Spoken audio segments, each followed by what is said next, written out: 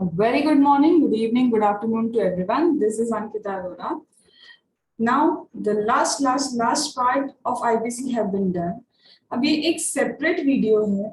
This is for the students who have already covered IBC, whether मेरे videos से cover किया है या फिर कहीं से भी कवर किया है, सेल्फ स्टडी के XYZ जो भी किया है, लेकिन ये जो वीडियो है आपको बताएगा कि how to solve the questions. हम क्या करते हैं जनरली 70-80 क्वेश्चंस को पढ़ते हैं, ठीक है, पढ़ लिया, अच्छी बात है, but what about the second time revision. Second time revision अगर आप 70-80 क्वेश्चंस के साथ करने लगते हैं ना तो हो गया भैया काम. एग्जाम टाइम पे तो it would be next to impossible that you would be covering that 70-80 questions.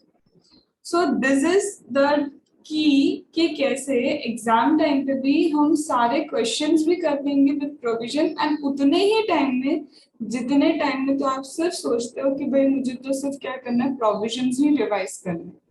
So I am giving you this video in order to explain that how the questions to be covered, because generally students have spent lot of time in provision and just reading and learning 70 to 80 questions of us per chapter.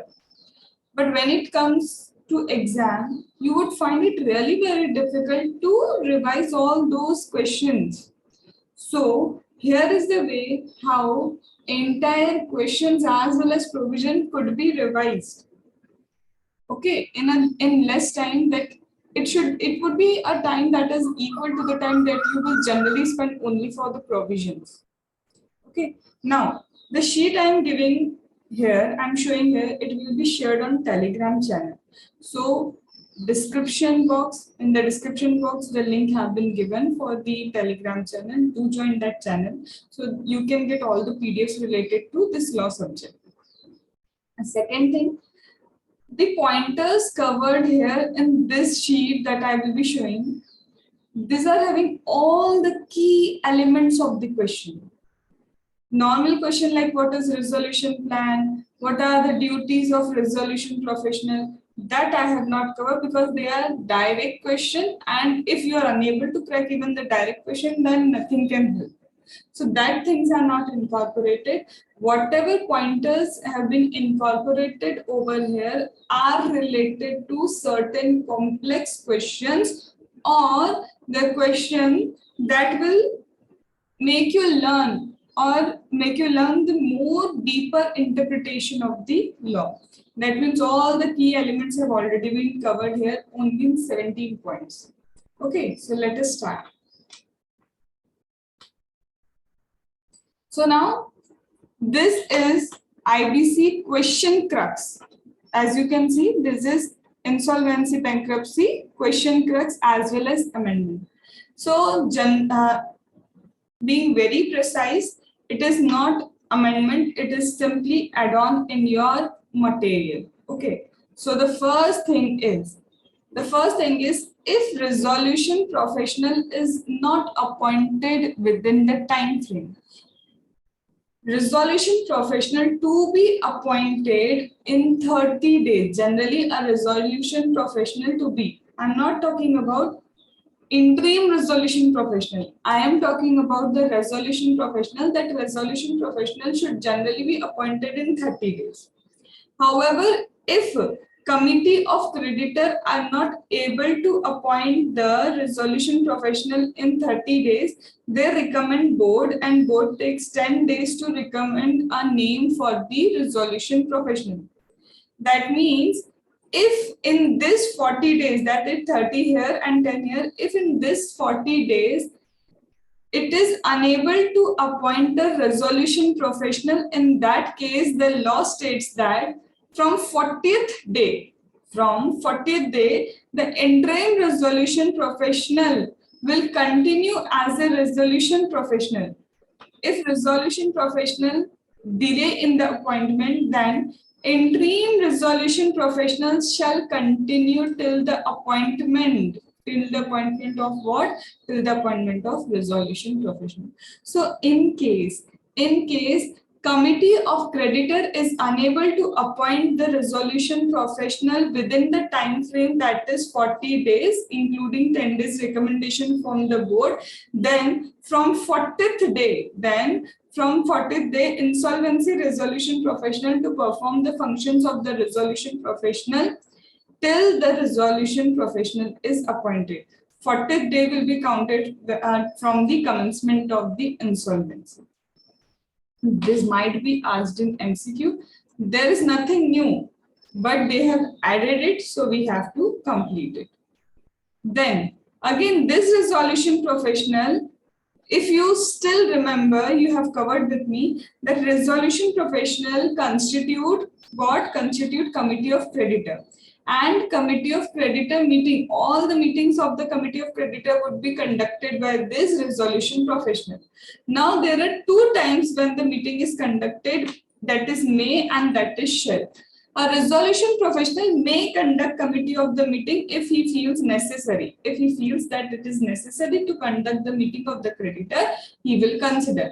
However, he have to, shall, it is written now shall, that a resolution professional shall constitute the meeting of the committee of the creditor if 33% of the members of the committee, that is voting right, 33% of the person of the voting right request resolution professional, that is equal to quorum.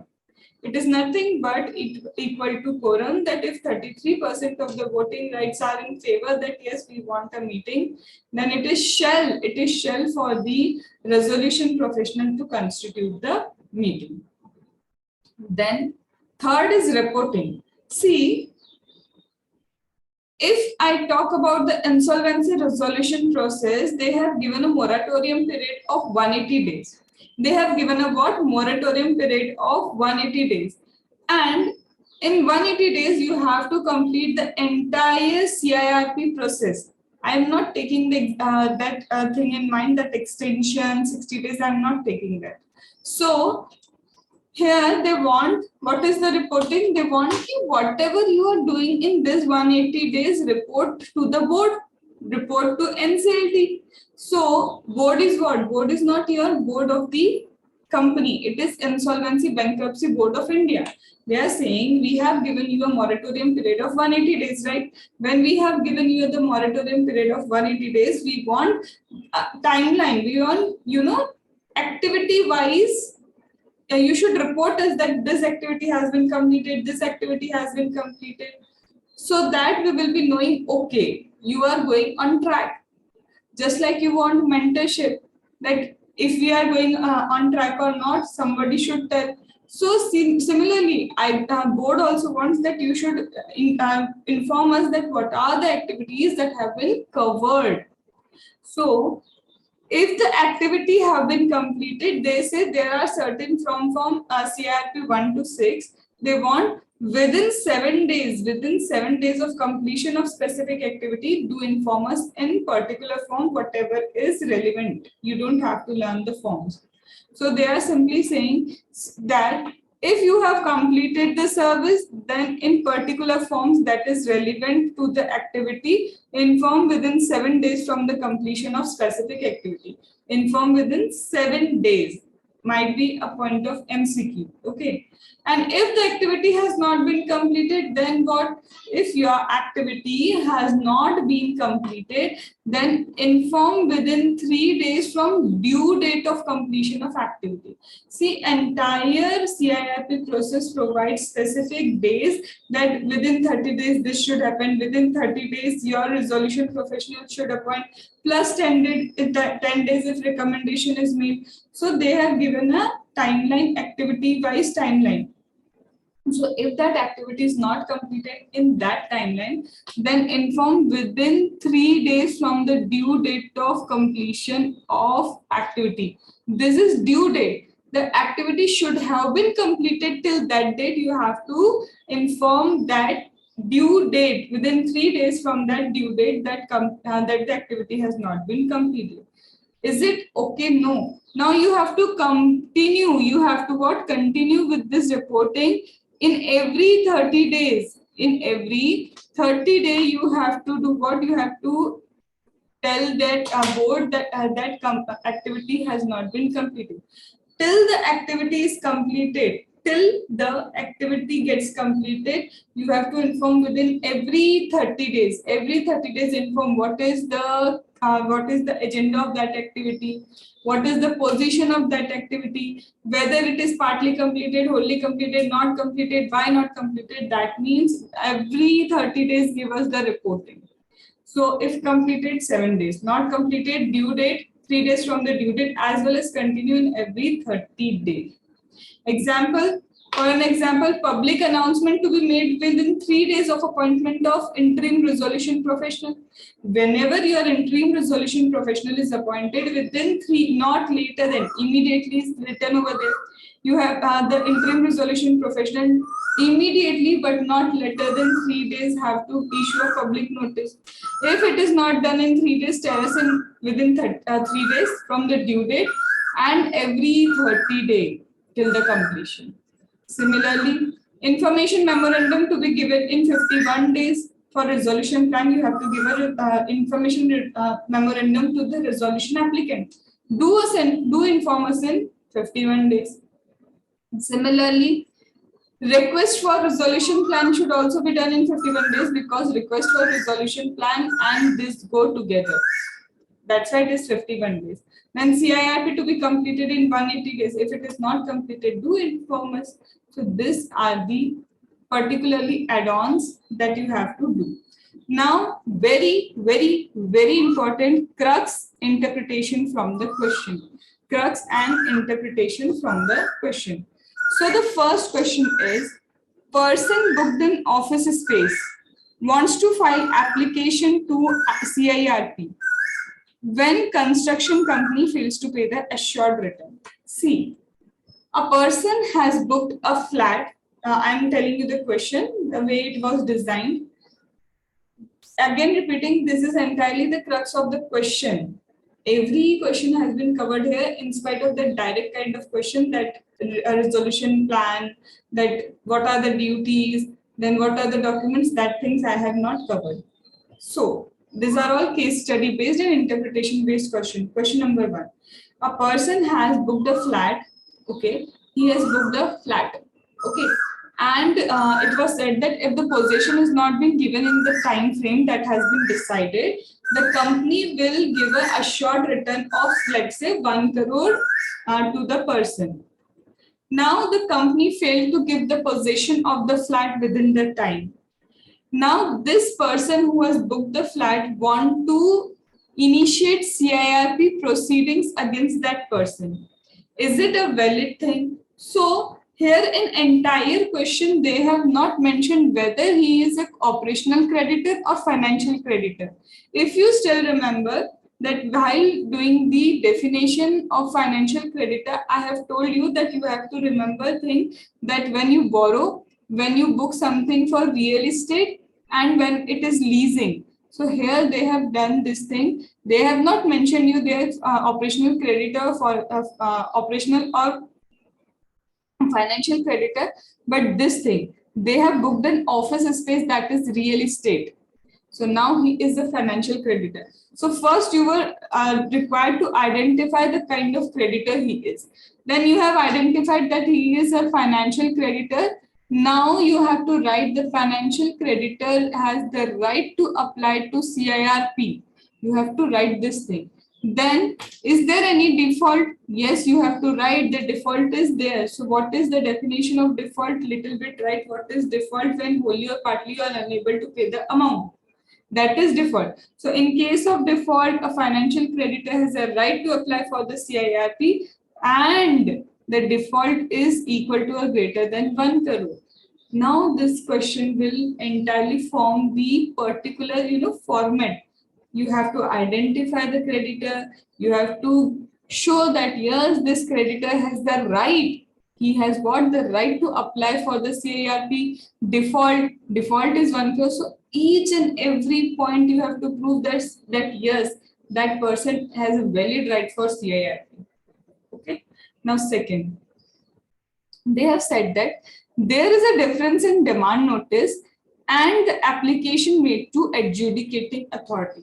Now the case was here that a person who is what? A person who is what? Whether an operational creditor or a financial creditor, that doesn't matter here. The question was given like that, a creditor wanted money. Whatever he owns, he wanted money from that debtor. So he has given him a demand notice. Now don't get confused that as the person has given a demand notice, he would be an operational creditor only. You have to be patient because it is a question that whether the amount mentioned in demand notice and amount mentioned while making application to the adjudication authority could be different. So listen to me properly. They have said here that there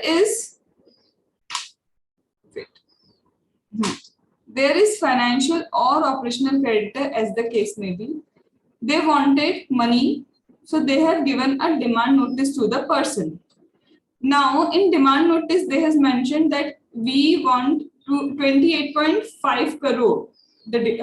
Whatever they have given to that person, they said we want 28.5 crore from you. Now, the person has failed to pay this 28.5 crore. Now, this financial or operational creditor, as the case may be, they have applied to adjudicating authority, and when they have applied to adjudicating authority, in that application, they have written that demand due is 50 crore. Now, demand notice sent was for 28.5 crore and the application made is for 50 crore. Is it okay that that difference in the demand notice and difference in application amount, is it okay? So here you have to write that this would not be okay. Just because here there is difference of amount, here there is what difference of amount. If I say, if I just emphasize on one thing, that while doing operational creditor was required to give the demand notice and invoice.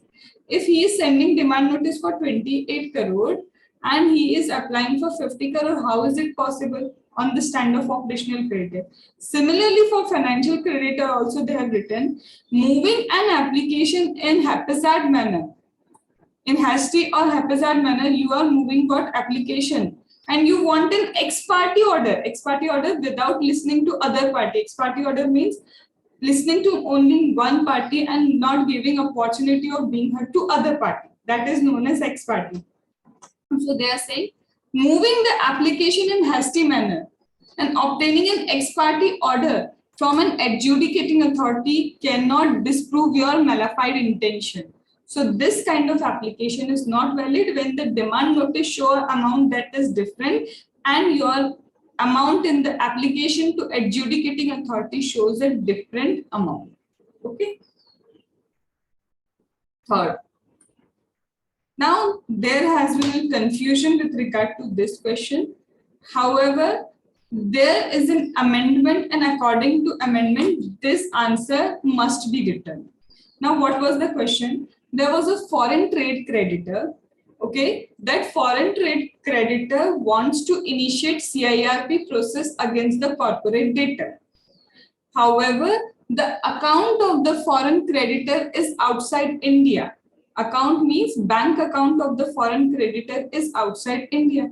Now, this is foreign trade creditor. That means he is an operational creditor.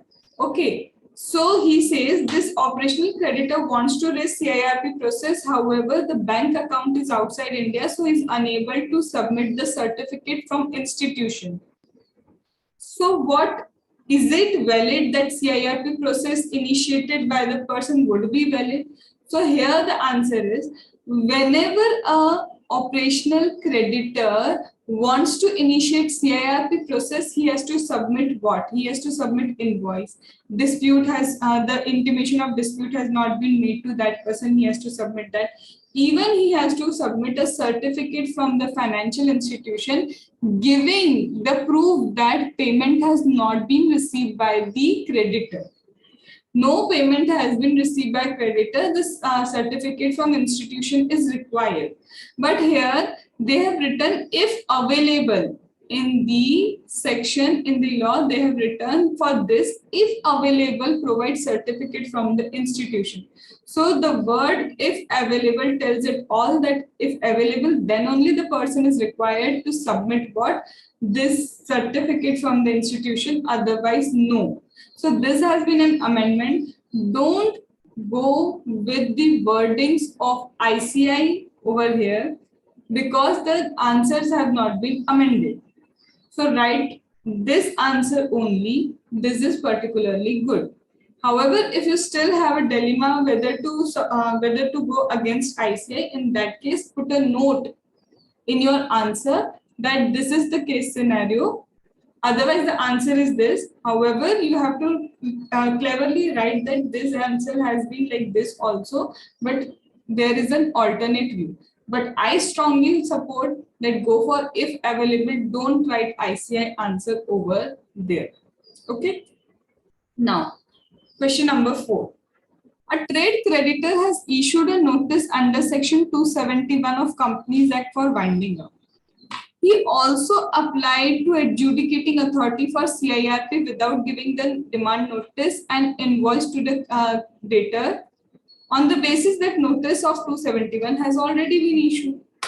Now the case here is, there is a trade creditor, and the trade creditor has already issued winding up notice to the debtor. He has already given the winding up notice, that is in section 271.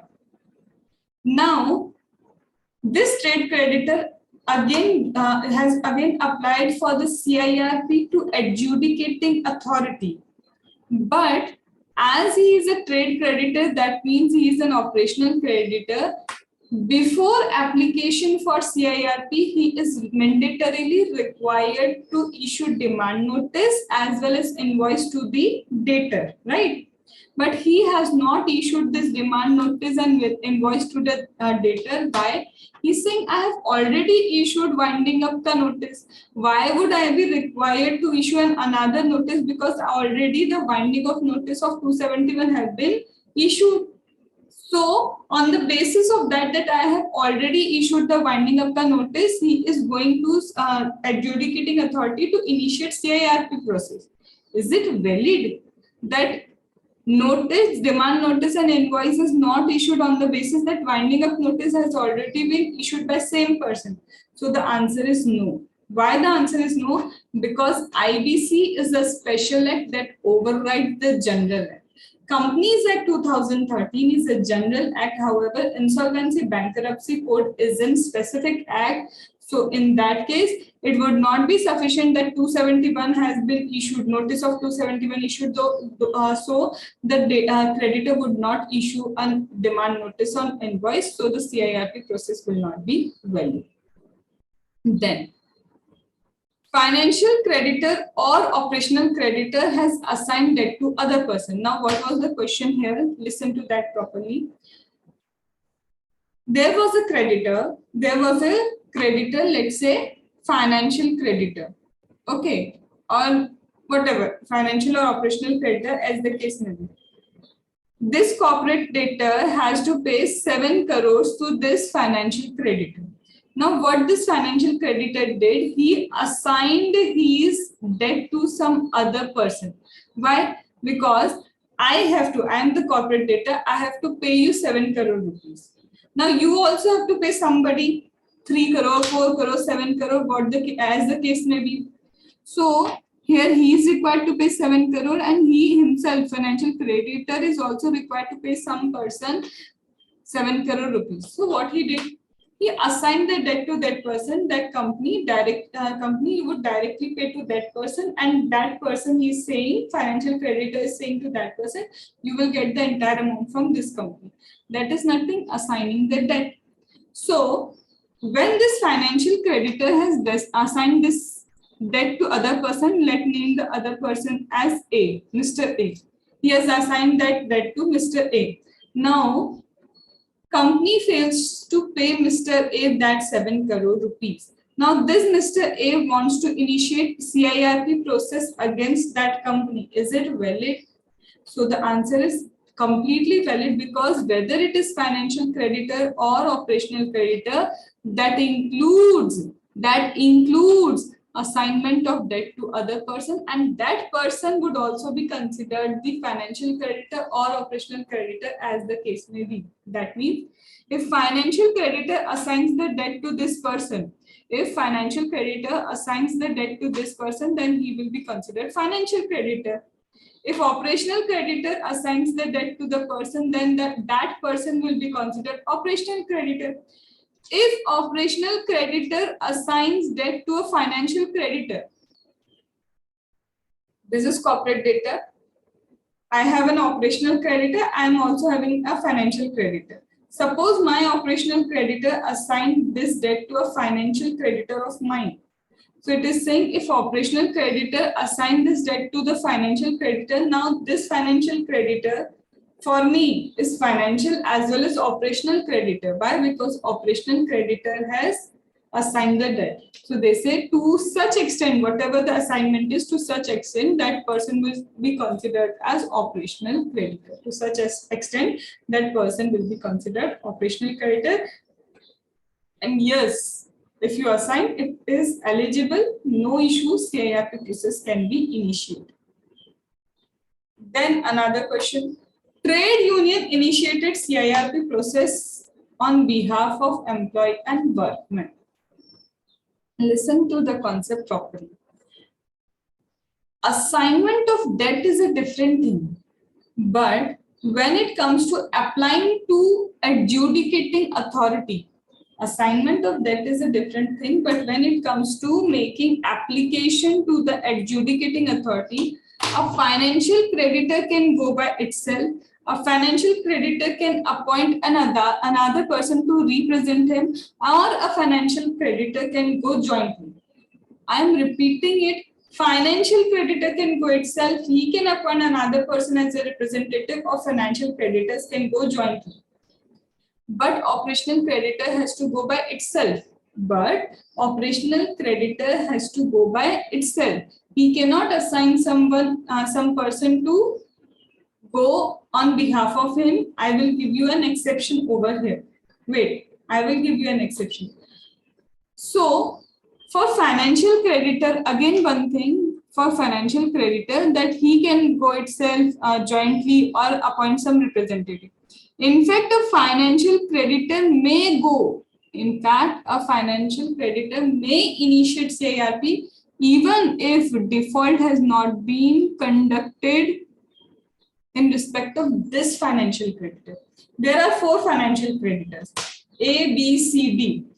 Default has been the default has been conducted with B and C. There is no default in respect of payment of A and D. For A and D, no default, but the default is for B and C.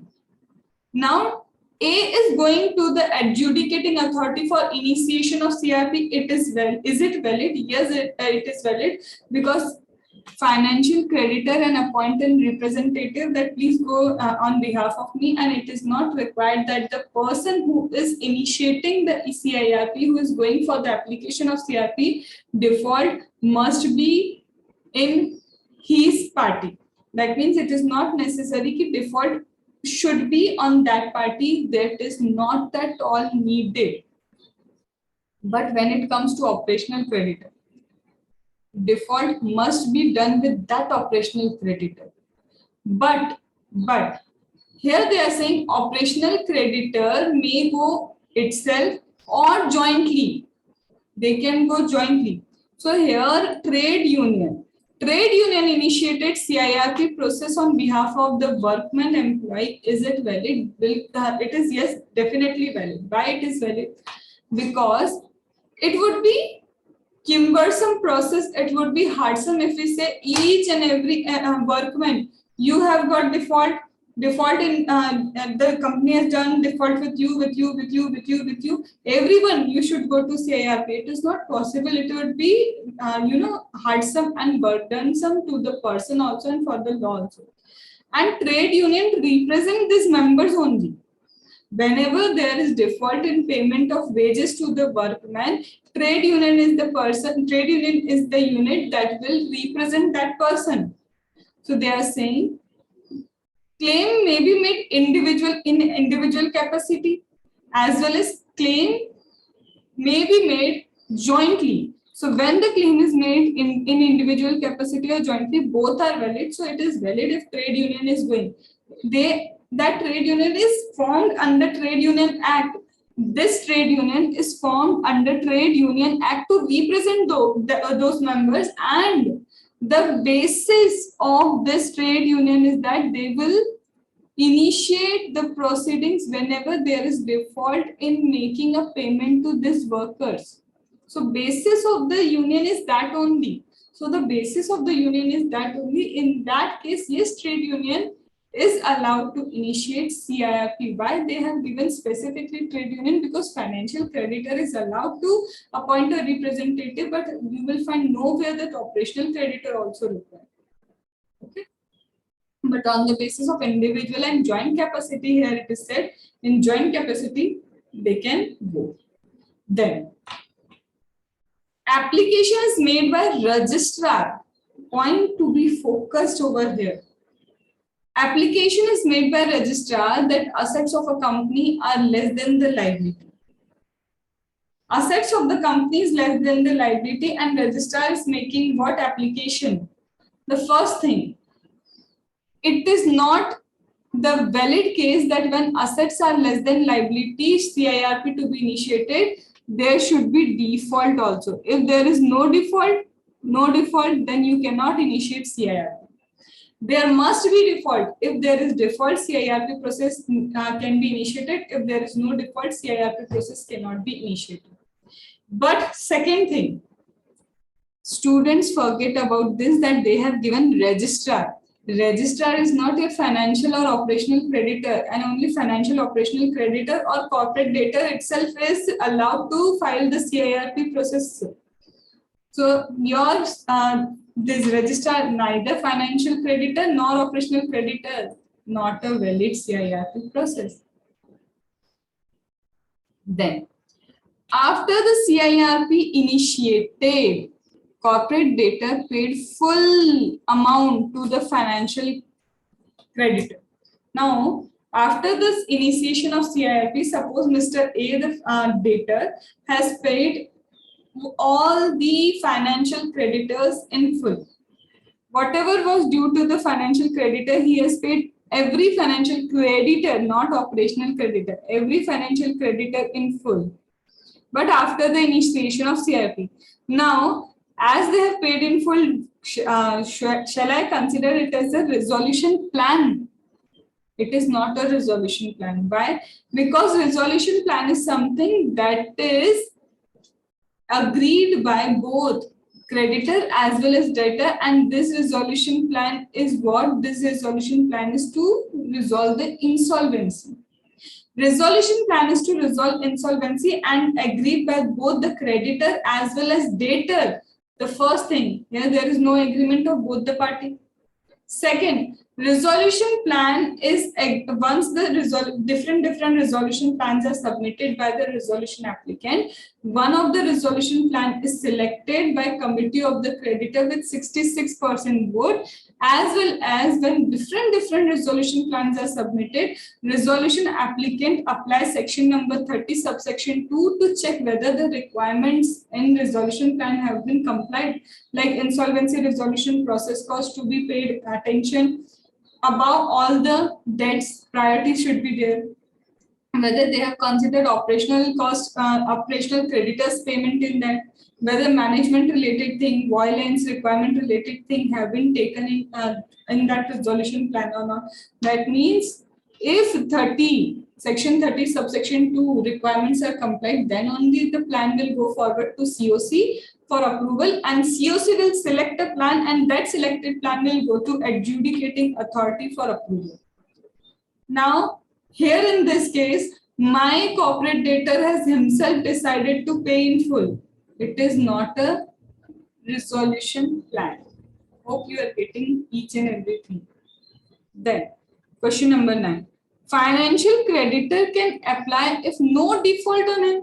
As I already explained, yes, financial creditor can apply itself or on behalf of other, even though the default has not been made in made to that financial creditor. Even the default has not been made for that financial creditor, still he can go on behalf of other person also.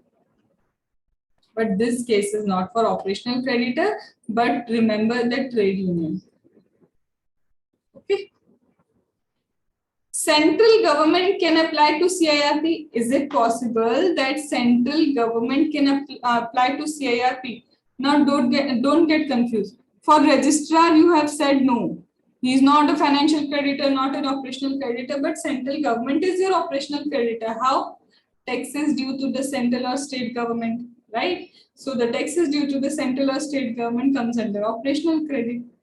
So yes, central government can go to CIRP, and this has been asked in MCQ. This question was in MCQ. Okay. Then 11.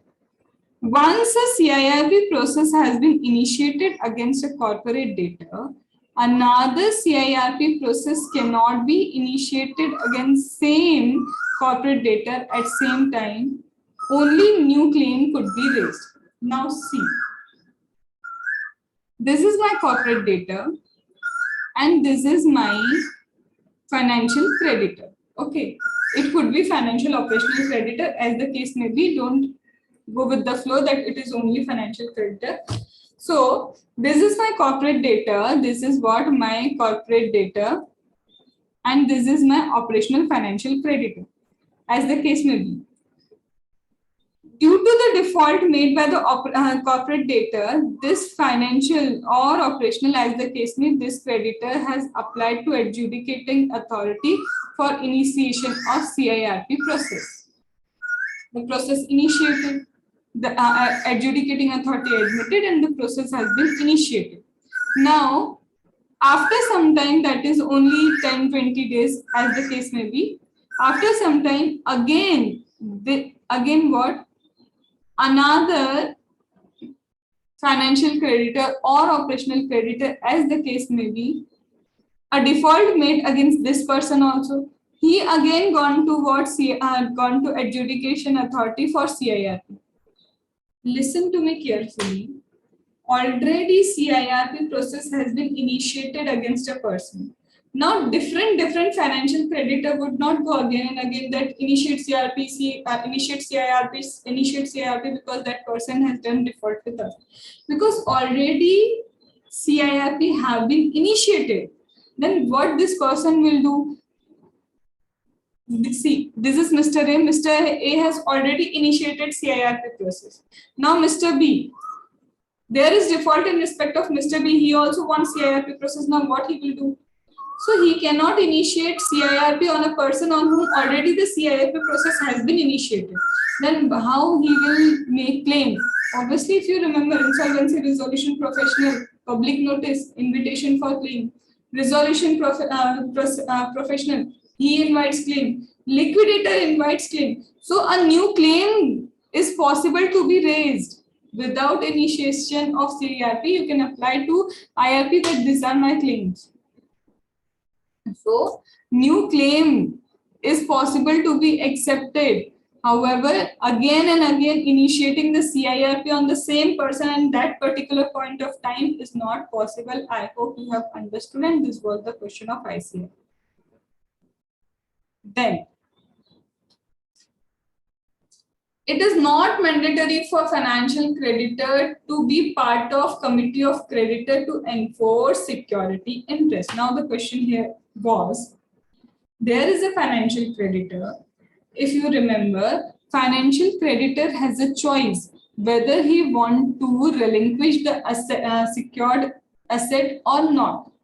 So my financial creditor has decided that he will not relinquish the asset and he wants to enforce the security interest by himself.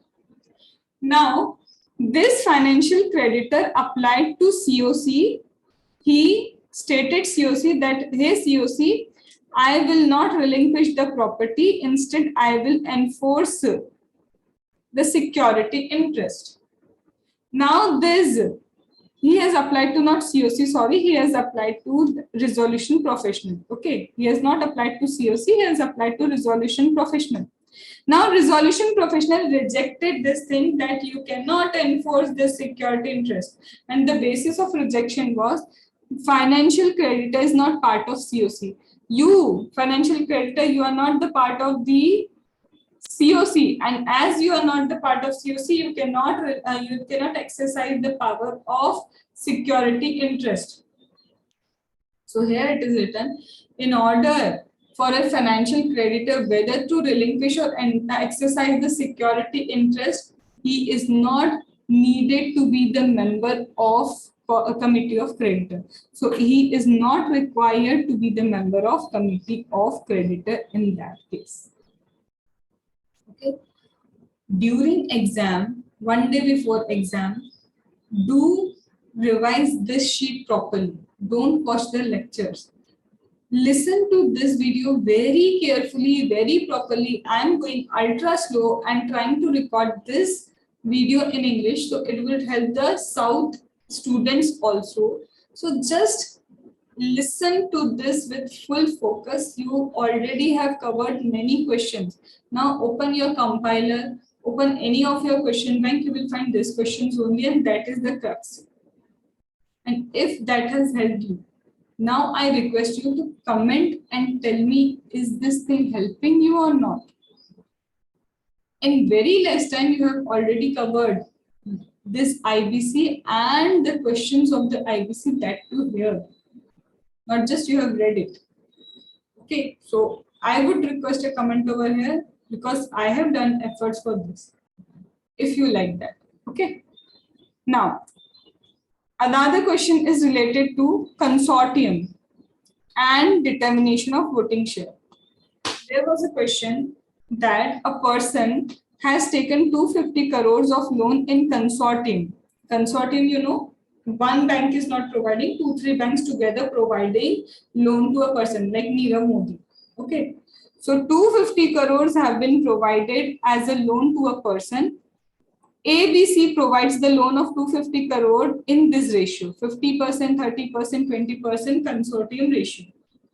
Now, they say you have to calculate the voting share of the financial creditor. Now, how you will calculate the voting share of this financial creditor when the loan has been given in consortium? Loan has been given in consortium. Now, what will be the ratio of, what will be the voting ratio? What will be the voting right? In that case, they have said, calculate the total debt of the corporate debtor. Total debt means entire total debt, whether financial, whether operational. Now calculate like this. If total debt is 500, now calculate. A has the voting power, 250. In 250, he is providing 50% loan. That means he is providing 125 crores of loan. Divide by 500. So this is in proportion to the debt owed to the person. This is in proportion to the total debt of the corporate debtor with respect to the debt owed by this financial creditor to that person. So 250 into 50% divided by 500, 250 into 30% divided by 500, 250 into 20% divided by 500. This will give you the voting share. This could be in MCQ. This could be a small case study of 2 or 3 marks. Okay. Then 14. Whether liquidator or resolution professional, whether liquidator or resolution professional have not reported adjudicating authority about this. Liquidator or resolution professional came to know they have sufficient evidence also. Liquidator or resolution professional have sufficient evidence. They have got sufficient evidence. They come to know that underlying or preferential or extortionated transactions are there. But he has not applied. He has not applied to adjudicating authority. And this fact is that there are underlying undervalued transaction or preferential or extortionated transaction, committee of creditor came to know. So is it possible this creditor or member or partner of corporate debtor can apply to adjudication authority against this liquidator or resolution professional. Is it possible? So yes, it is possible that if liquidator or resolution professional who has the sufficient evidence and still not applied to adjudicating authority with respect to this transaction, then proceedings may be initiated against this liquidator or resolution professional. However, the adjudication authority will declare the transactions void, ask to reverse the effect, and board will initiate disciplinary proceeding. And board will what? Initiate disciplinary proceeding against this liquidator. Understood? Then, liquidator has proposed to include in liquidation estate. Liquidator proposed to include in liquidation estate. What he has proposed to include? He has proposed to include assets of subsidiary and shares of subsidiary.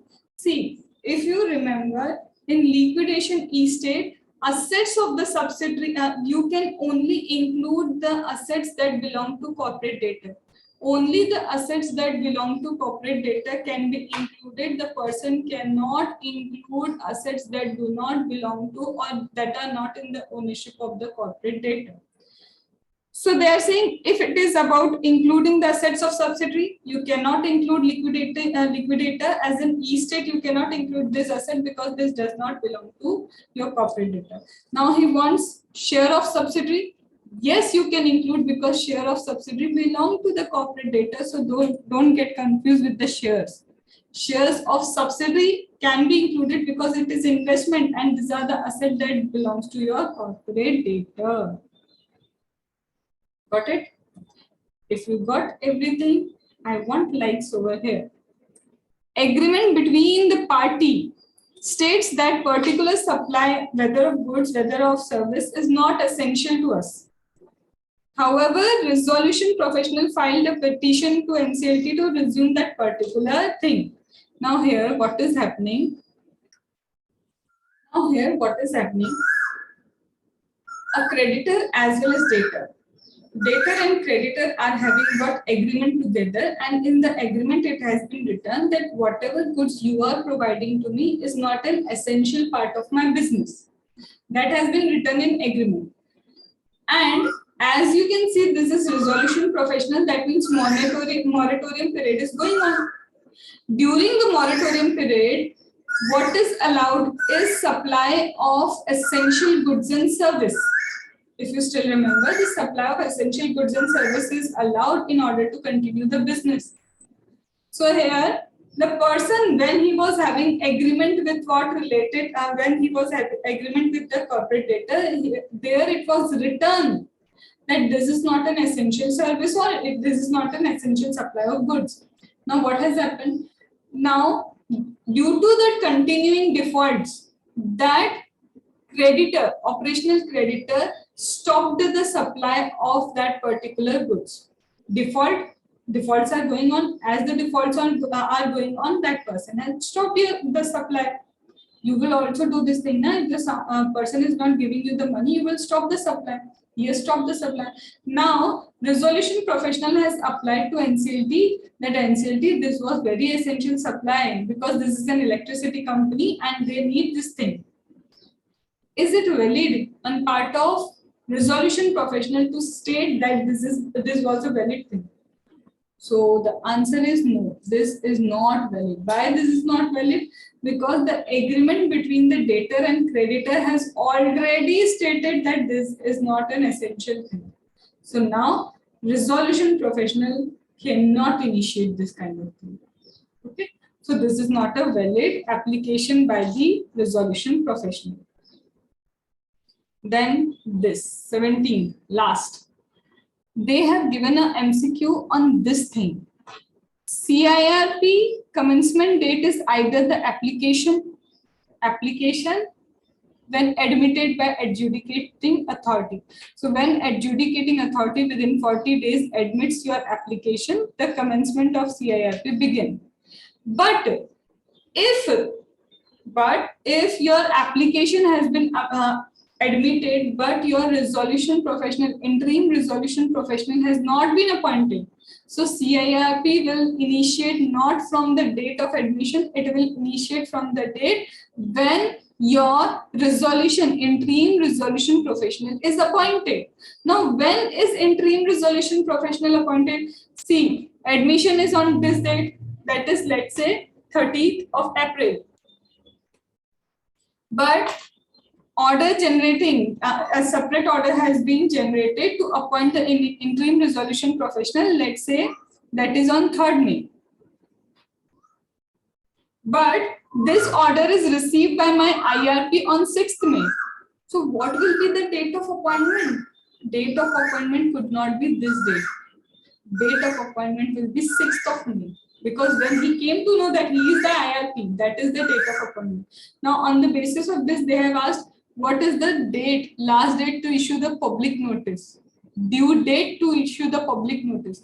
It is 3 days from the appointment. So don't count 3 days from here. Don't count 3 days from here. 3 days will be counted from here. That is 9th of May. And this has been your case study in the question. Now, this is it, and this completes the entire question bank also of IBC. Now, these are the crux. This has been the important question. Direct question I have not taken in my sheet. So this is the way you have to complete law very precisely. Not only law, any subject. And this needs hard work.